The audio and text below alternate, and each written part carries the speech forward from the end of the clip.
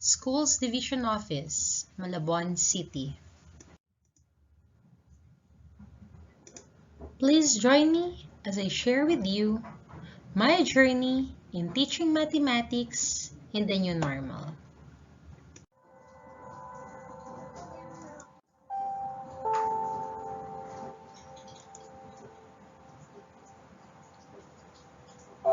This is Mrs. Maria Clarissa C. Chalose, Grade 2 teacher of Ninoy Aquino Elementary School.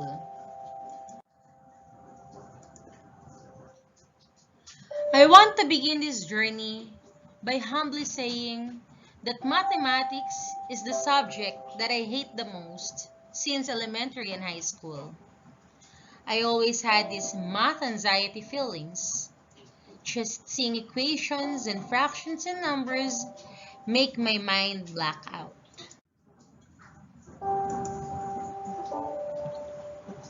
I remember the moment when I decided to choose this course, education. Math subject became a big issue or a struggle to me.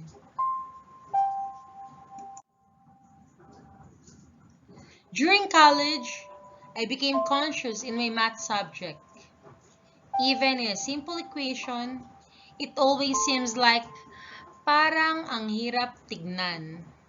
Nakakaiyak.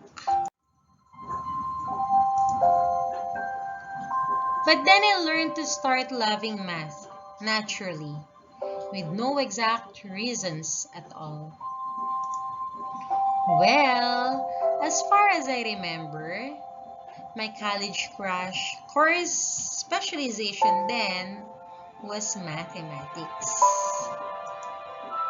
He was also taking the course of education. Till I graduated and became an elementary teacher, carrying with me the memories I had and the promise to be an effective educator to my future pupils, especially in math subject. Before pandemic, classes are being held at schools. Me, sometimes, as a teacher, do not rely mostly on the use of online platforms.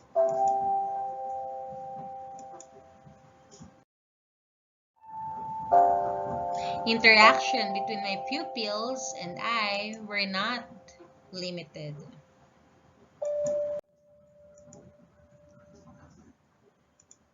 Doing visual aid cutouts, especially in math, stopping the noise of the children during recess, and the never had been straight lineup formation are some of the routinary things I sometimes love to do.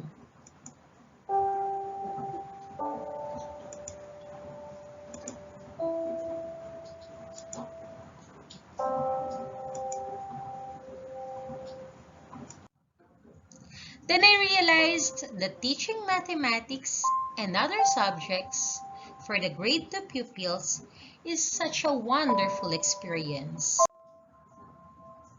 But then, here comes pandemic.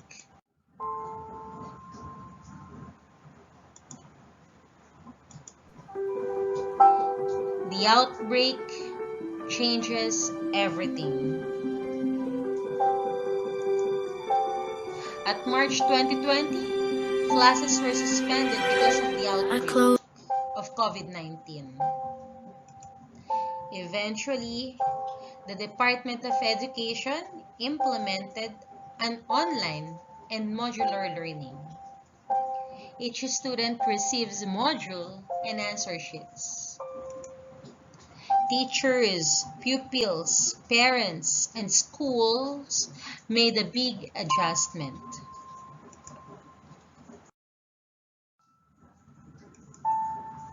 No more face-to-face classes.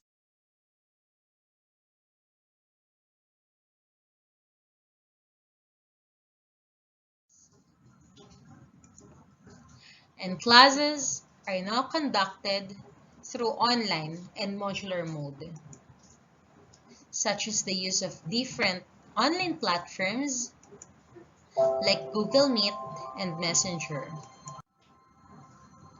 We are now in the phase of a new normal, and as I teach in this time of pandemic, there are certain things that were introduced, such as new experiences and challenges. I used to ask myself, math isn't that easy to impart to the pupils during face-to-face classes. What more in this time of new normal?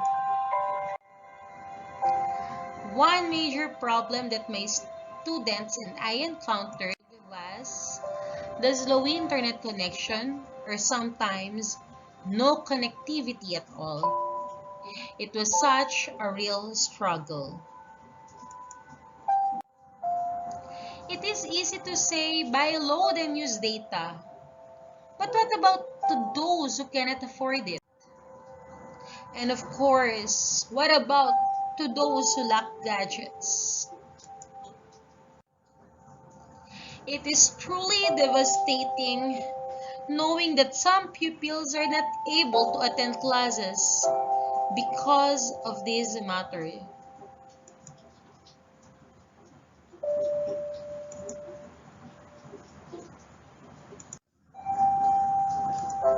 Good afternoon po, teacher. Pwede po ba makahingi ng link ng summative test? Sorry po, absent ako kanina. Wala po kaming internet, teacher. Iba rin po kasi gamit kong cellphone. Salamat po. Teacher, I lost internet connection. Teacher, pangilang subject na po yan? Lost connection po ako kanina. Teacher, si Rose Jean hindi makakapasok. Nabasag po sipin namin. Pasensya na po. Teacher, nawala po ang connection sa internet. Kahit po sa data, ayaw din po. Mahina po dito sa amin ng smart. Andito na po ako sa may gate namin. Wala pa din po akong masagap na net. Baka po mamaya meron na, teacher.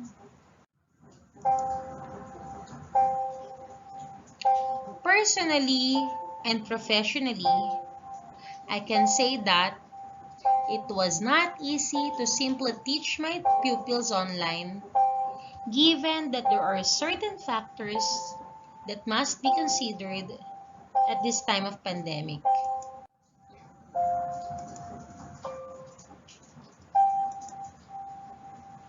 As for me, who is a mother of 5 kids, 2, 4, 7, 8, and 10-year-old, a wife, and a teacher, these roles is clearly not an easy task. It is tough to balance my personal life with my profession, given that the environment on where I live is also the place that I work.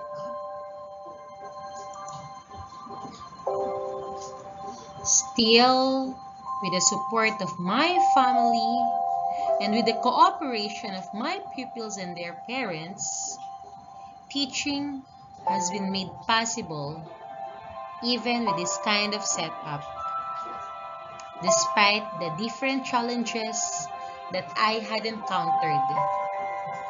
That did not hinder me upon teaching.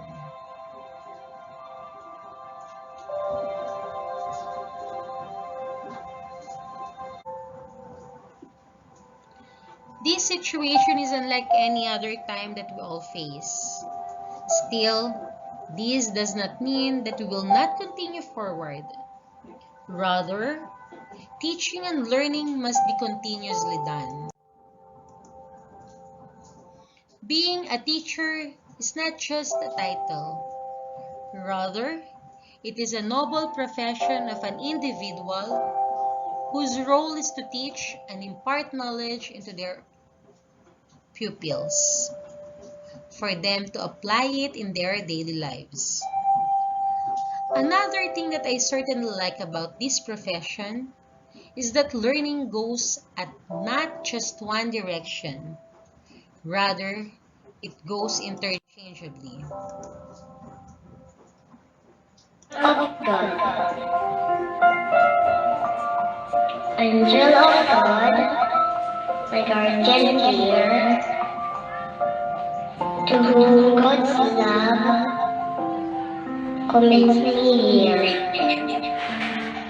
Ever this day, Being a teacher means be at my side, that you continuously learn to light and guard, and to be guided by the Lord, to rule and guide. to mold the young individuals, because they all depends on you.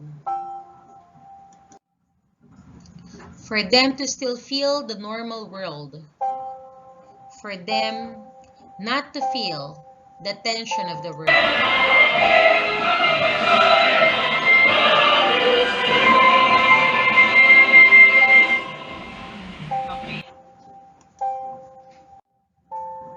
Another question in my mind is how I make learning effective for my pupils online.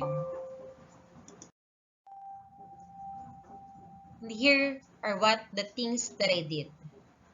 I do online games. Number it's wait lang, loading game pin. www.kahoot.it. Wait lang for the pin number. Ipapakalat ko po college sa Banner TV. No, Halis Banner only. Yan na, ayan. 587-1863. Yan, enter kayo. Teacher,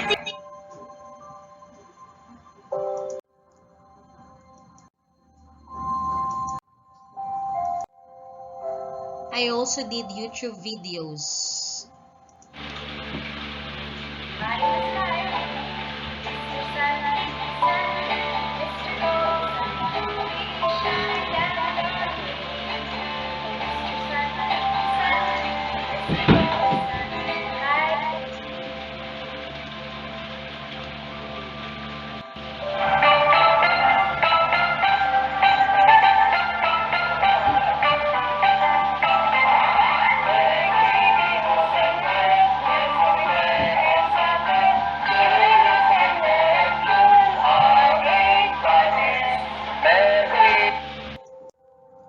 I also did voice recordings. Mathematics, Week 2, First Quarter. Aralin 5. Pagbilang ng mga bilang na tig-10, tig-50, at tig-100. Aralin natin. Basahin ang sitwasyon. Nagkasundo ang magkapatid na Chloe at Royce na bumilang ng tig-10, tig-50, at tig-100. Narito ang kanilang ginawang pagbibilang.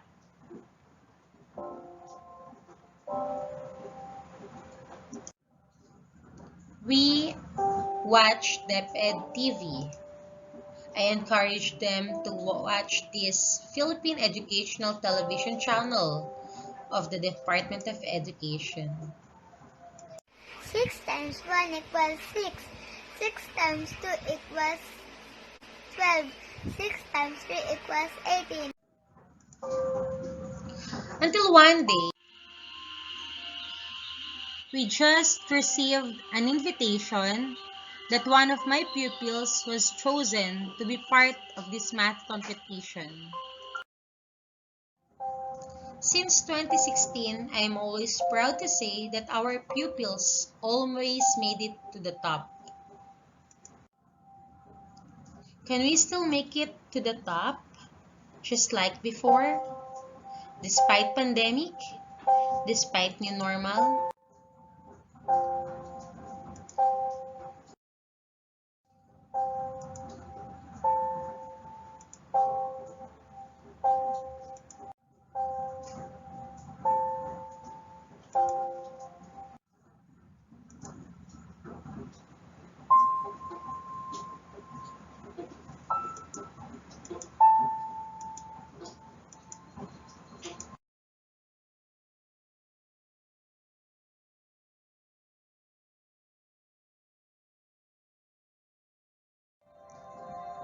The moment we received the message from FIMO, we then had our daily review, trainings via Google Meet and Messenger, and even face-to-face. And we strictly followed health protocols. And finally, yes, we made it.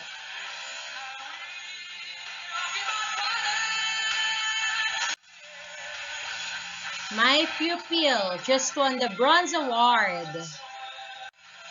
as well as my former pupil, Silver Award, and Merit Awards.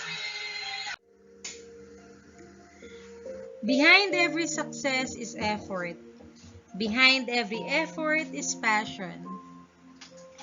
Thank you so much, Sir Jory, Ma'am Elvira, for training the pupils. Thank you also to our dear school principal for all her support.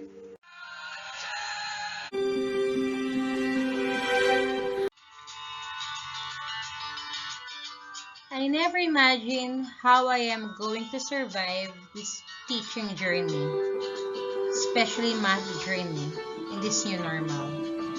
Who would ever imagine a person like me, who had this math anxiety at my early age, will someday be a math trainer? Who would ever imagine that one day I'll be teaching this subject that I hate the most? Who would ever imagine that a person who truly hates math would ever love it?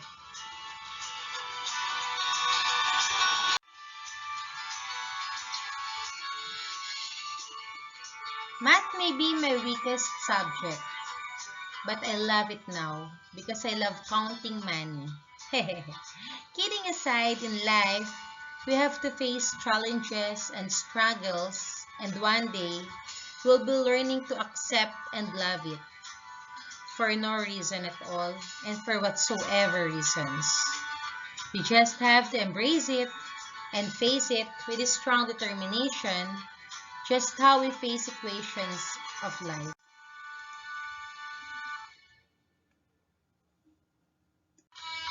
As I end narrating this journey, being able to thrive and survive in an online setup is challenging enough.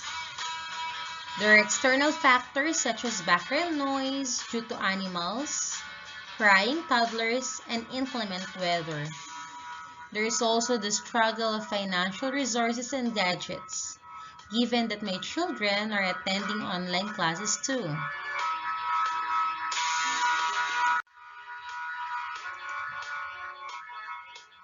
As a teacher is also a mother of 5 children and a wife of an elementary teacher with a specialization in mathematics, fulfilling these roles motivates me into someone that my family and students can depend on. No matter how difficult it may seem to be in this journey, I found it fulfilling, and I am indeed grateful. Sincerely, Teacher Clara.